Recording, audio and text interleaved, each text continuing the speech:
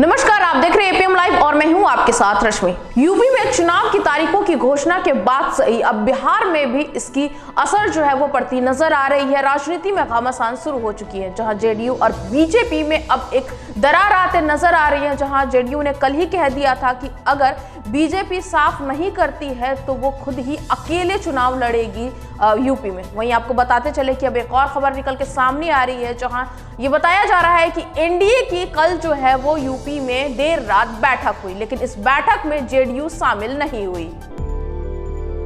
UP चुनाव के लिए एनडीए में सीट शेयरिंग को लेकर गृह मंत्री अमित शाह ने कल देर रात दिल्ली स्थित बीजेपी कार्यालय में अपने सहयोगी दलों के साथ बैठक की। बैठक में सभी दल के पार्टी नेता जो है मौजूद रहे।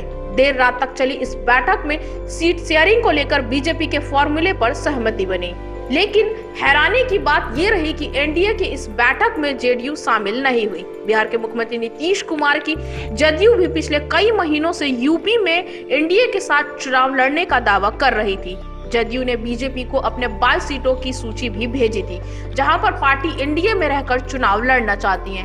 हालांकि कल देर रात तक चली यूपी एनडीए की बैठक में जदयू की अनुपस्थिति ने यह साफ कर दिया है कि यूपी में अब तक जदयू के साथ गठबंधन पर सहमति नहीं बन पाई है। एनडीए की इस बैठक में जदयू के नहीं शामिल होने से कई सवाल खड़े होते हैं कि क्या यूपी चुनाव में जदयू अब अकेले ही चुनाव लड़ेगी। अमित शाह ने इस बैठक को बुलाया था। इस बैठक में सभी लोग मौजूद थे, लेकिन जेडीयू मौजूद नहीं थी। ऐसा बताया जा रहा है कि जेडीयू को शायद आमंत्रण ही नहीं मिला था। अब जिस तरीके की जो बातें हैं वो निकल के सामने आ रही है, ऐसा लग रहा है कि शायद जदयू जो है वो अकेले ही यूपी में चुनाव लड़ने वाली है और बीजेपी जदयू की दरार भी निकल कर सामने आ रही है। आई के खबरों के लिए बने रहे हमारे साथ।